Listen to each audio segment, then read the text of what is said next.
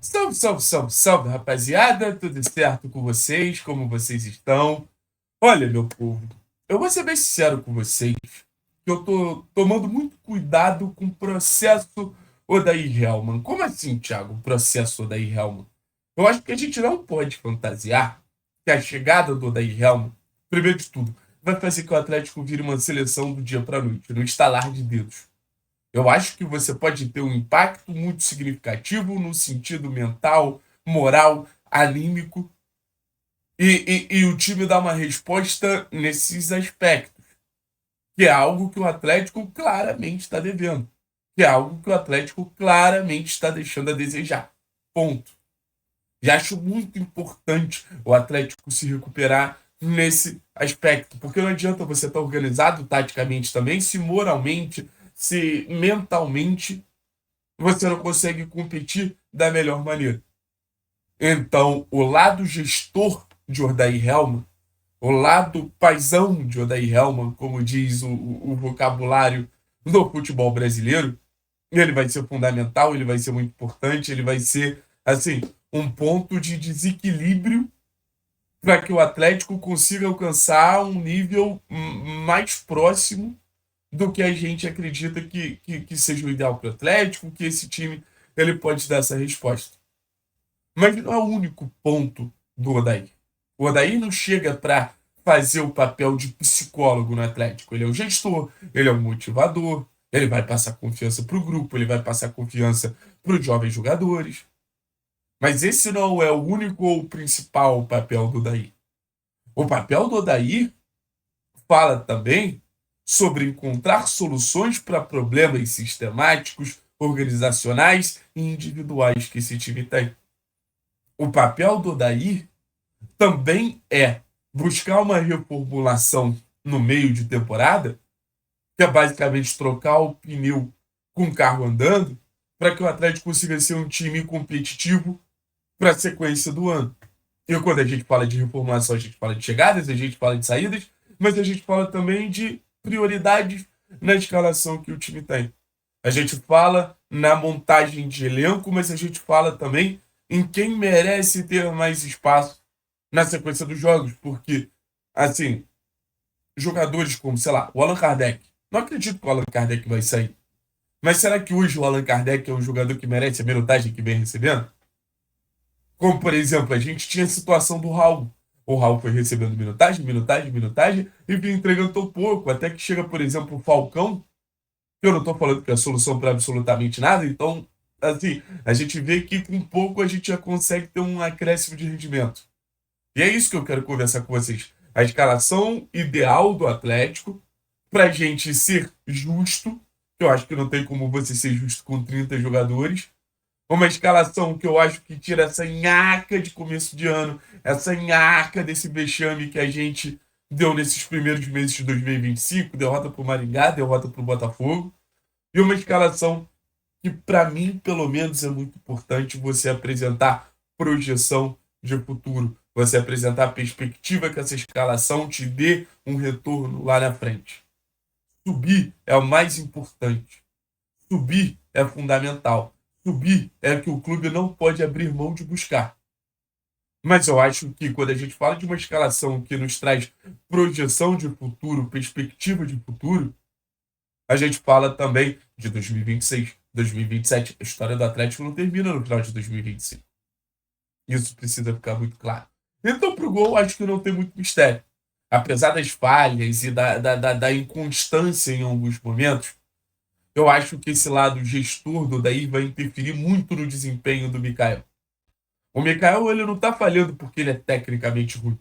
O Mikael tá falhando pelo mesmo motivo que o Léo Lins falhou. De ser um jogador jovem, de ser um jogador que tá pegando o clube numa fase muito pesada. Então, a partir do momento que você tem ali o Mikael desempenhando no seu grande nível, você tem um goleiraço. Você tem um goleiraço. Então, para mim, a situação da escalação começa com o Mikael bom de cabeça. Aí a gente vai para a defesa. A defesa hoje do Atlético, ela começa pelo Cauã Moraes, tá? Assim, a gente pode falar qualquer coisa em relação ao Dudu, ao Ragen, ao Madison ou a qualquer lateral que possa chegar. Como é o caso, por exemplo, do Matheus Alexandre. Se você juntar Matheus Alexandre, se você juntar Madison, se você juntar Ragen e se você juntar Dudu, não traz a perspectiva que o Cauã pode trazer, ou que o Vitinho pode trazer. São laterais limitados o suficiente para a gente olhar para a base, para a gente olhar para o crescimento desses jogadores que já vem dando uma resposta, como é o caso do Cauã no time principal do Vitinho no time sub-20, e falar, vale a pena apostar neles. A reformulação do Atlético tem que ser olhando para dentro do clube, mas olhando para as peças certas, sabe? Aí na zaga, eu acho que a situação é um pouco mais complexa.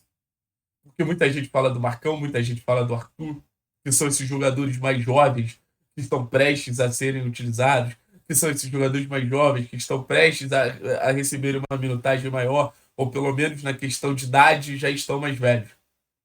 Mas para mim, você tem uma concorrência grande ali. Eu não vejo hoje o nosso querido Odair, por exemplo, barrando o Abraão, barrando o Beleze, barrando o Tobias para botar o Marcão. Ou barrando o Léo para botar o Arthur. Então, eu acho que a ousadia que a gente tem para escalar um Atlético minimamente coerente com as necessidades do Odair parte também da gente entender cenários.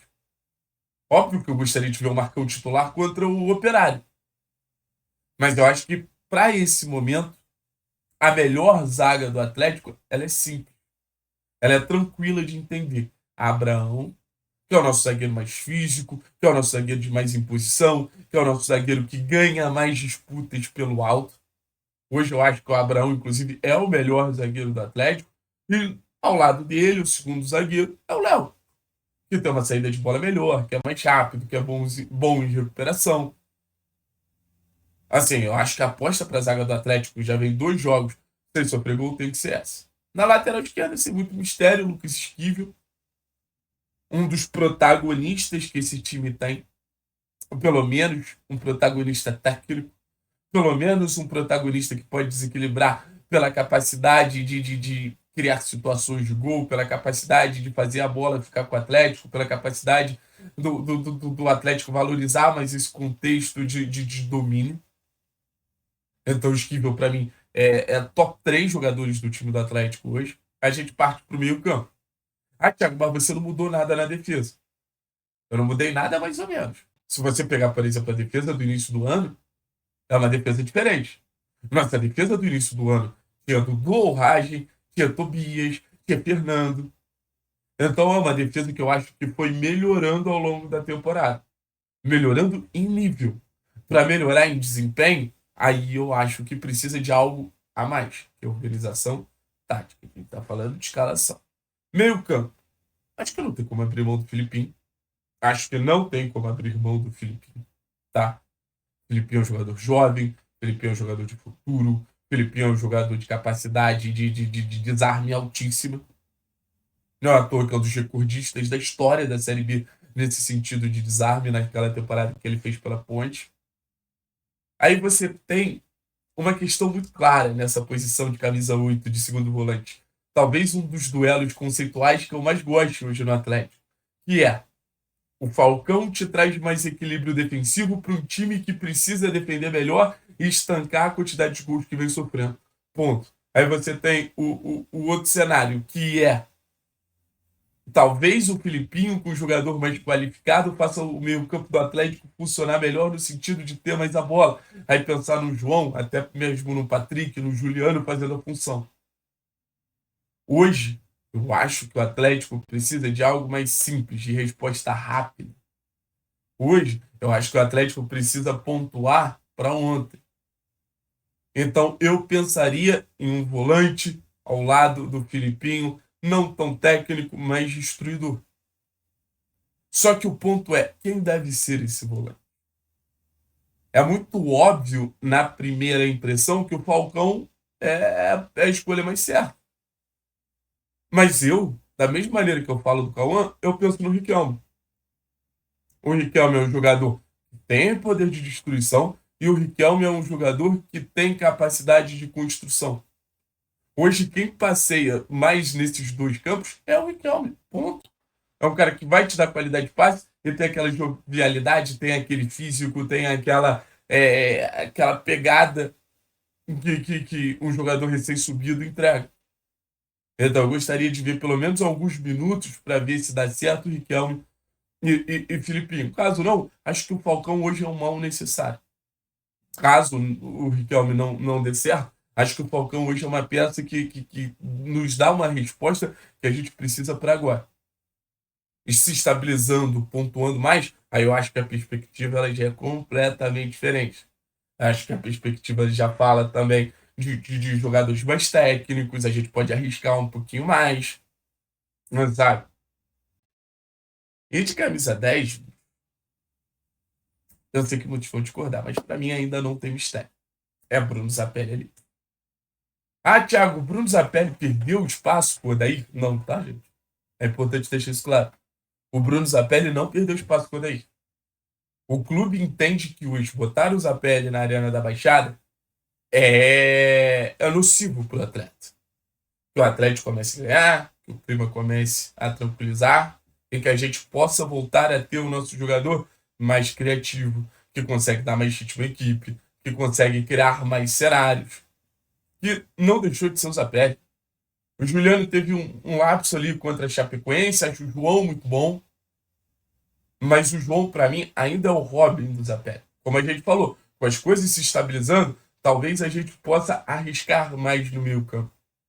E aí sim, João e Zapelli, para mim, é uma escolha óbvia. Transforma o seu meio campo num dos meio campos mais promissores que a gente tem no futebol brasileiro. Mas, para agora, para mim, vale você ser um pouquinho mais cauteloso com esses dois volantes. E na frente, bicho, assim, eu acho que, por exemplo, o Luiz Fernando vai melhorar com o Odair, tá? O Odair gosta desse ponta de finalização, o Odair gosta desse ponta que arrisca, o Odair gosta desse ponta que busca o gol. Mas eu acho que o Luiz precisa ter uma sombra, ou duas sombras. Eu acho que, por exemplo, a primeira sombra do Luiz é justo ser o Tevez. O Tevez parece ser um jogador mais pronto, o Tevez parece ser um jogador mais capaz de ali chegar no jogo de Série B e fazer a diferença. Vem fazendo alguns bons jogos. Mas eu acho que, por exemplo, a segunda sombra do Luiz tem que ser o Sorriso. Que é esse ponta de finalização, que é esse ponta que pisa na área, que é esse ponta que oferece o gol. Então, ali, você tem uma linhagem que, se o Luiz não der uma resposta, você já tem duas alternativas. Do outro lado, aí eu acho que a gente precisa do jogador de um contra um. E beleza. Na teoria, o Isaac, essa resposta mais óbvia. Mas, por exemplo, o Isaac contra o Atlético foi mal. Você precisa ter um plano B ali. Kaique. O Kaique Paquetá, eu volto a dizer, é um jogador que é subestimado. Camisa 10 de seleção de base, um jogador talentoso, que tem muito essa capacidade de drible assim como o Isaac. A gente precisa desse jogador que abra campo, a gente precisa desse jogador que numa jogada deixe um, dois, três marcadores para trás. Então, Isaac e Kaique ali, para mim, faz muito sentido. O próprio Velasco jogando pela esquerda é mais esse cara de um contra um, né? A gente até agora viu muito o Velasco pela direita, mas pela esquerda, o Velasco ele iria muito mais para esse enfrentamento. Mas assim, imagina essa linha de três atrás do centroavante, com Bruno Zapelli, com Tevez e com Isaac, e dando a possibilidade, por exemplo, de Kaique e Sorriso entrarem no segundo tempo. Aí você pode botar até o João no lugar do próprio Zapelli.